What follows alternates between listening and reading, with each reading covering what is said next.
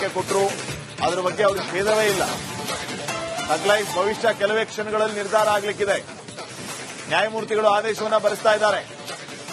ಭದ್ರತೆಯನ್ನ ಕೋರಿ ಕಮಲ್ ಹಾಸನ್ ಏನು ಅರ್ಜಿಯನ್ನ ಸಲ್ಲಿಸಿದ್ದರು, ಆ ಅರ್ಜಿಯ ವಿಚಾರಣೆ ನಡೆದು ಈಗ ಇಷ್ಟೆಲ್ಲವೂ ಕೂಡ ಆಗಿದೆ ಕೋರ್ಟಲ್ಲಿ.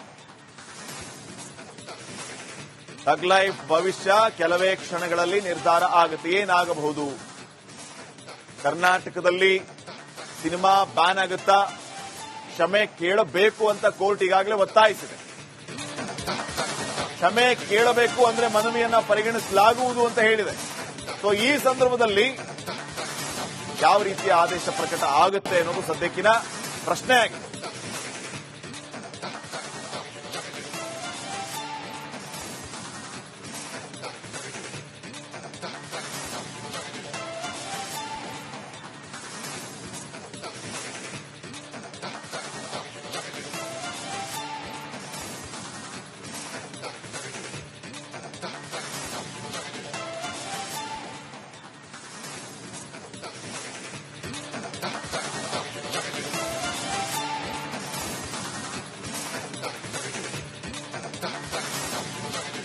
ಇದ್ವಿ ಯಾವ ರೀತಿಯಾಗಿ ಈಗ ಥಗ್ ಲೈಫ್ ಭವಿಷ್ಯ ಇನ್ನೇನು ಕೆಲವೇ ಕ್ಷಣಗಳಲ್ಲಿ ನಿರ್ಧಾರ ಆಗ್ತಾ ಇರುವಂತದ್ದು.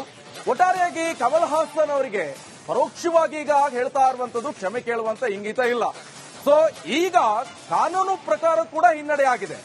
ಈಗ ಬರಬೇಕು ದಾರಿಗೆ, ಸರಿಯಾದ ದಾರಿ ಯಾವುದು? ಕ್ಷಮೆ ಕೇಳೋದು ಒಂದೇ ಪರಿಹಾರ ಈಗ ಕಮಲ್ ಹಾಸನ್ಗೆ. ಕರ್ನಾಟಕದಲ್ಲಿ ರಿಲೀಸ್ ಆಗ್ಬೇಕಾ ಥಗ್ ಲೈಫ್? ಕ್ಷಮೆ ಕೇಳಿಕೊಂಡು ಬಂದ ದಾರಿಗೆ ಸುಂಕ ಇಲ್ಲ ಅಂತ ಹೇಳಿಕೊಂಡು ಫಿಲ್ಮ್ ಅನ್ನ ರಿಲೀಸ್ ಮಾಡಿಕೊಂಡು ಒಂದಿಷ್ಟು ಹಣ ಮಾಡ್ಕೊಂಡು ಹೋಗುವಂತದ್ದು ಒಂದೇ ಮಾರ್ಗ ಈಗ. ಸೊ ಈಗಾಗಲೇ ಗಮನಿಸ್ತಾ ಇದ್ವಿ ಯಾವ ರೀತಿಯಾಗಿ ನಾಗಪ್ರಸನ್ನ ಅವರು ಇರುವಂತಹ ಪೀಠ ಕಮಲ್ ಹಾಸನ್ ಅವರಿಗೆ ಯಾವ ರೀತಿಯಾಗಿ ತಪರಾಕಿ ಹಾಕಿದೆ ಅಂತ. ಕಮಲ್ ಹಾಸನ್ ಅವರಿಗೆ ತಲೆ ಇದೆ, ತಲೆ ಒಳಗೆ ಮೆದ್ಲಿದೆ. ಆ ಮೆದ್ಲಲ್ಲಿ ಅಹಂ ಎನ್ನುವಂಥದ್ದು ತುಂಬಿಕೊಂಡಿರುವಂತಹ ಪರಿಣಾಮ ಇಷ್ಟಕ್ಕೆಲ್ಲ ಕಾರಣ ಆಗ್ತಾ ಇರುವಂತದ್ದು. ಈ ಕಮಲ್ ಹಾಸನ್ ಅವರಿಗೆ ತಮಿಳುನಾಡಲ್ಲೇ ರಾಜಕೀಯ ಪಕ್ಷ ಅಸ್ತಿತ್ವನೇ ಇಲ್ಲ, ಕಳೆದೋಗಿದೆ. ಇಂಥದ್ದೆಲ್ಲ ಭಾಷೆ, ಈ ಜಲ ನೆಲ ವಿಚಾರದ ಬಗ್ಗೆ ಮಾತಾಡಿದ್ರೆ ಏನ್ ಕರ್ನಾಟಕದಲ್ಲಿ ರಾಜಕೀಯ ಪಕ್ಷ ಉದ್ಭವ ಮಾಡೋದ? ಏನ್ ರಾಷ್ಟ್ರೀಯ ಪಕ್ಷನ ಅದು? ಕಮಲ್ ಹಾಸನ್ಗೆ ತಮಿಳುನಾಡಲ್ಲೇ ಒದ್ದು ಹಾಕ್ಬಿಟ್ಟಿದ್ರು, ಪಕ್ಷನೇ ಅಸ್ತಿತ್ವದಲ್ಲಿ ಇಲ್ಲ. ಇಂಥ ಹೇಳಿಕೆ ಕೊಡುವಂಥದ್ದು ಎಷ್ಟು ಮಟ್ಟಿಗೆ ಸಮಂಜಸ? ಇದು ಒಂದು ರಾಜ್ಯದ ಎರಡು ಜನರ ಮನಸ್ಸಿನ ಭಾವನೆಗಳ ಮಧ್ಯೆ ಆಟ ಆಡ್ತಾ ಇರುವಂತದ್ದು. ನೋಡಿ, ಒಂದು ಒಳ್ಳೆ ರೀತಿಯಲ್ಲಿ ಬಾಂಧವ್ಯವನ್ನ ಬೆಳೆಸ್ಕೊಂಡು ಹೋಗ್ತಾ ಇದ್ದಾರೆ ತಮಿಳುನಾಡು ಜನತೆ ಹಾಗೆ ಕರ್ನಾಟಕದ್ದು. ಸೊ ಇಂಥ ಸಂದರ್ಭದಲ್ಲಿ ಭಾಷೆ ವಿಚಾರವನ್ನ ಮುನ್ನೆಲೆಗೆ ತಂದ್ಬಿಟ್ಟು ಕಮಲ್ ಹಾಸನ್ ಅವರ ಯಾವ ರೀತಿಯಾಗಿ ದುರಂಕಾರದ ಪರಮಾವಧಿ ಅಂತ ಹೇಳೋದು ಗೊತ್ತಾಗ್ತಾ ಇದೆ. ಏನ್ ಬೇಕಾದ್ರೂ ಹೇಳ್ಬಹುದು ಕನ್ನಡದ ಬಗ್ಗೆ, ಕರ್ನಾಟಕದ ಬಗ್ಗೆ ಏನ್ ಬೇಕಾದ್ರೂ ಹೇಳ್ಬಹುದು ಅನ್ಕೊಂಡವರಿಗೆ ಇದು ಸ್ಪಷ್ಟ ಕೊಟ್ಟರು. ಅದರ ಬಗ್ಗೆ ಅವ್ರಿಗೆ ಭೇದವೇ ಇಲ್ಲ. ಥಗ್ ಲೈಫ್ ಭವಿಷ್ಯ ಕೆಲವೇ ಕ್ಷಣಗಳಲ್ಲಿ ನಿರ್ಧಾರ ಆಗಲಿಕ್ಕಿದೆ. ನ್ಯಾಯಮೂರ್ತಿಗಳು ಆದೇಶವನ್ನ ಬರೆಸ್ತಾ ಇದ್ದಾರೆ. ಭದ್ರತೆಯನ್ನ ಕೋರಿ ಕಮಲ್ ಹಾಸನ್ ಏನು ಅರ್ಜಿಯನ್ನ ಸಲ್ಲಿಸಿದ್ದರು, ಆ ಅರ್ಜಿಯ ವಿಚಾರಣೆ ನಡೆದು ಈಗ ಇಷ್ಟೆಲ್ಲವೂ ಕೂಡ ಆಗಿದೆ ಕೋರ್ಟಲ್ಲಿ. ಥಗ್ ಲೈಫ್ ಭವಿಷ್ಯ ಕೆಲವೇ ಕ್ಷಣಗಳಲ್ಲಿ ನಿರ್ಧಾರ ಆಗುತ್ತೆ. ಏನಾಗಬಹುದು? ಕರ್ನಾಟಕದಲ್ಲಿ ಸಿನಿಮಾ ಬ್ಯಾನ್ ಆಗುತ್ತಾ? ಕ್ಷಮೆ ಕೇಳಬೇಕು ಅಂತ ಕೋರ್ಟ್ ಈಗಾಗಲೇ ಒತ್ತಾಯಿಸಿದೆ. ಕ್ಷಮೆ ಕೇಳಬೇಕು ಅಂದ್ರೆ ಮನವಿಯನ್ನ ಪರಿಗಣಿಸಲಾಗುವುದು ಅಂತ ಹೇಳಿದೆ. ಸೊ ಈ ಸಂದರ್ಭದಲ್ಲಿ ಯಾವ ರೀತಿಯ ಆದೇಶ ಪ್ರಕಟ ಆಗುತ್ತೆ ಅನ್ನೋದು ಸದ್ಯಕ್ಕಿನ ಪ್ರಶ್ನೆ ಆಗಿದೆ.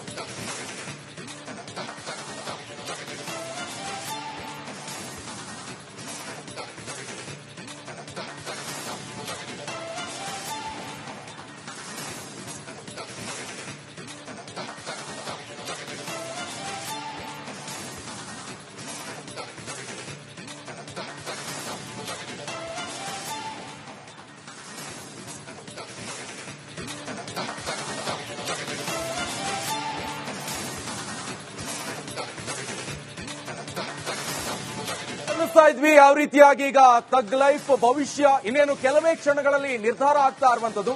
ಒಟ್ಟಾರೆಯಾಗಿ ಕಮಲ್ ಹಾಸನ್ ಅವರಿಗೆ ಪರೋಕ್ಷವಾಗಿ ಈಗ ಹೇಳ್ತಾ ಇರುವಂತದ್ದು ಕ್ಷಮೆ ಕೇಳುವಂತ ಇಂಗಿತ ಇಲ್ಲ. ಸೊ ಈಗ ಕಾನೂನು ಪ್ರಕಾರ ಕೂಡ ಹಿನ್ನಡೆ ಆಗಿದೆ. ಈಗ ಬರಬೇಕು ದಾರಿಗೆ, ಸರಿಯಾದ ದಾರಿ ಯಾವುದು? ಕ್ಷಮೆ ಕೇಳೋದು ಒಂದೇ ಪರಿಹಾರ ಈಗ ಕಮಲ್ ಹಾಸನ್ಗೆ. ಕರ್ನಾಟಕದಲ್ಲಿ ರಿಲೀಸ್ ಆಗ್ಬೇಕಾ ಥಗ್ ಲೈಫ್? ಕ್ಷಮೆ ಕೇಳಿಕೊಂಡು ಬಂದ ದಾರಿಗೆ ಸುಂಕ ಇಲ್ಲ ಅಂತ ಹೇಳಿಕೊಂಡು ಫಿಲ್ಮ್ ಅನ್ನ ರಿಲೀಸ್ ಮಾಡಿಕೊಂಡು ಒಂದಿಷ್ಟು ಹಣ ಮಾಡ್ಕೊಂಡು ಹೋಗುವಂತದ್ದು ಒಂದೇ ಮಾರ್ಗ ಈಗ. ಸೊ ಈಗಾಗಲೇ ಗಮನಿಸ್ತಾ ಇದ್ವಿ ಯಾವ ರೀತಿಯಾಗಿ ನಾಗಪ್ರಸನ್ನ ಅವರು ಇರುವಂತಹ ಪೀಠ ಕಮಲ್ ಹಾಸನ್ ಅವರಿಗೆ ಯಾವ ರೀತಿಯಾಗಿ ಚಪರಾಕಿ ಹಾಕಿದೆ ಅಂತ. ಕಮಲ್ ಹಾಸನ್ ಅವರಿಗೆ ತಲೆ ಇದೆ, ತಲೆ ಒಳಗೆ ಮೆದ್ಲಿದೆ.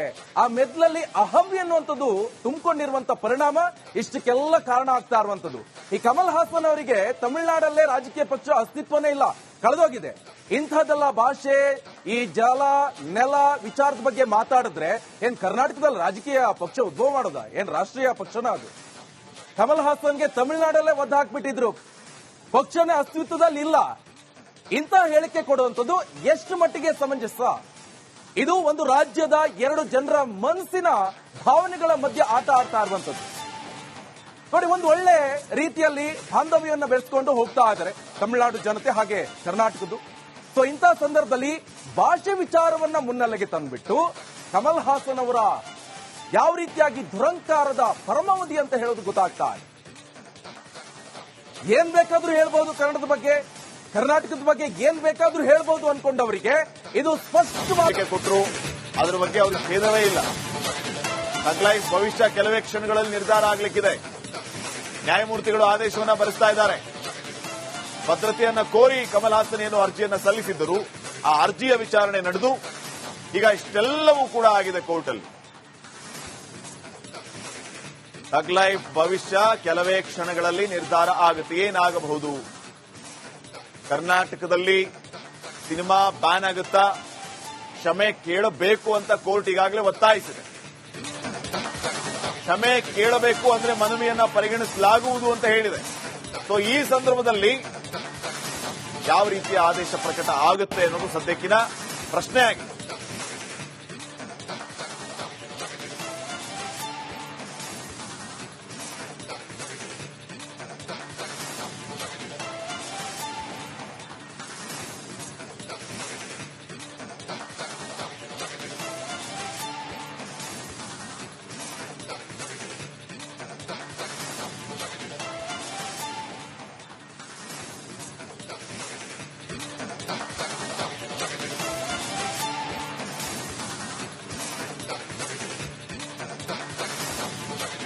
ಇದ್ವಿ ಯಾವ ರೀತಿಯಾಗಿ ಈಗ ತಗ್ ಲೈಫ್ ಭವಿಷ್ಯ ಇನ್ನೇನು ಕೆಲವೇ ಕ್ಷಣಗಳಲ್ಲಿ ನಿರ್ಧಾರ ಆಗ್ತಾ ಇರುವಂತದ್ದು. ಒಟ್ಟಾರೆಯಾಗಿ ಕಮಲ್ ಹಾಸನ್ ಅವರಿಗೆ ಪರೋಕ್ಷವಾಗಿ ಈಗ ಹೇಳ್ತಾ ಇರುವಂತದ್ದು ಕ್ಷಮೆ ಕೇಳುವಂತ ಇಂಗಿತ ಇಲ್ಲ. ಸೊ ಈಗ ಕಾನೂನು ಪ್ರಕಾರ ಕೂಡ ಹಿನ್ನಡೆ ಆಗಿದೆ. ಈಗ ಬರಬೇಕು ದಾರಿಗೆ, ಸರಿಯಾದ ದಾರಿ ಯಾವುದು? ಕ್ಷಮೆ ಕೇಳೋದು ಒಂದೇ ಪರಿಹಾರ ಈಗ ಕಮಲ್ ಹಾಸನ್ಗೆ. ಕರ್ನಾಟಕದಲ್ಲಿ ರಿಲೀಸ್ ಆಗ್ಬೇಕಾ ತಗ್ ಲೈಫ್? ಕ್ಷಮೆ ಕೇಳಿಕೊಂಡು ಬಂದ ದಾರಿಗೆ ಸುಂಕ ಇಲ್ಲ ಅಂತ ಹೇಳ್ಕೊಂಡು ಫಿಲ್ಮ್ ಅನ್ನ ರಿಲೀಸ್ ಮಾಡಿಕೊಂಡು ಒಂದಿಷ್ಟು ಹಣ ಮಾಡ್ಕೊಂಡು ಹೋಗುವಂತದ್ದು ಒಂದೇ ಮಾರ್ಗ ಈಗ. ಸೊ ಈಗಾಗಲೇ ಗಮನಿಸ್ತಾ ಇದ್ವಿ ಯಾವ ರೀತಿಯಾಗಿ ನಾಗಪ್ರಸನ್ನ ಅವರು ಇರುವಂತಹ ಪೀಠ ಕಮಲ್ ಹಾಸನ್ ಅವರಿಗೆ ಯಾವ ರೀತಿಯಾಗಿ ಚಪರಾಕಿ ಹಾಕಿದೆ ಅಂತ. ಕಮಲ್ ಹಾಸನ್ ಅವರಿಗೆ ತಲೆ ಇದೆ, ತಲೆ ಒಳಗೆ ಮೆದ್ಲಿದೆ. ಆ ಮೆದ್ಲಲ್ಲಿ ಅಹಂ ಎನ್ನುವಂಥದ್ದು ತುಂಬಿಕೊಂಡಿರುವಂತ ಪರಿಣಾಮ ಇಷ್ಟಕ್ಕೆಲ್ಲ ಕಾರಣ ಆಗ್ತಾ ಇರುವಂತದ್ದು. ಈ ಕಮಲ್ ಹಾಸನ್ ಅವರಿಗೆ ತಮಿಳುನಾಡಲ್ಲೇ ರಾಜಕೀಯ ಪಕ್ಷ ಅಸ್ತಿತ್ವನೇ ಇಲ್ಲ, ಕಳೆದೋಗಿದೆ. ಇಂಥದ್ದೆಲ್ಲ ಭಾಷೆ, ಈ ಜಲ ನೆಲ ವಿಚಾರದ ಬಗ್ಗೆ ಮಾತಾಡಿದ್ರೆ ಏನ್ ಕರ್ನಾಟಕದಲ್ಲಿ ರಾಜಕೀಯ ಪಕ್ಷ ಉದ್ಭವ ಮಾಡೋದ? ಏನ್ ರಾಷ್ಟ್ರೀಯ ಪಕ್ಷನ ಅದು? ಕಮಲ್ ಹಾಸನ್ಗೆ ತಮಿಳುನಾಡಲ್ಲೇ ಒದ್ದು ಹಾಕ್ಬಿಟ್ಟಿದ್ರು, ಪಕ್ಷನೇ ಅಸ್ತಿತ್ವದಲ್ಲಿ ಇಲ್ಲ. ಇಂಥ ಹೇಳಿಕೆ ಕೊಡುವಂಥದ್ದು ಎಷ್ಟು ಮಟ್ಟಿಗೆ ಸಮಂಜಸ? ಇದು ಒಂದು ರಾಜ್ಯದ ಎರಡು ಜನರ ಮನಸ್ಸಿನ ಭಾವನೆಗಳ ಮಧ್ಯೆ ಆಟ ಆಡ್ತಾ ಇರುವಂತದ್ದು. ನೋಡಿ, ಒಂದು ಒಳ್ಳೆ ರೀತಿಯಲ್ಲಿ ಬಾಂಧವ್ಯವನ್ನು ಬೆಳೆಸಿಕೊಂಡು ಹೋಗ್ತಾ ಇದ್ದಾರೆ ತಮಿಳುನಾಡು ಜನತೆ ಹಾಗೆ ಕರ್ನಾಟಕದ್ದು. ಸೊ ಇಂಥ ಸಂದರ್ಭದಲ್ಲಿ ಭಾಷೆ ವಿಚಾರವನ್ನ ಮುನ್ನೆಲೆಗೆ ತಂದ್ಬಿಟ್ಟು ಕಮಲ್ ಹಾಸನ್ ಅವರ ಯಾವ ರೀತಿಯಾಗಿ ದುರಂಕಾರದ ಪರಮಾವಧಿ ಅಂತ ಹೇಳೋದು ಗೊತ್ತಾಗ್ತಾ ಇದೆ.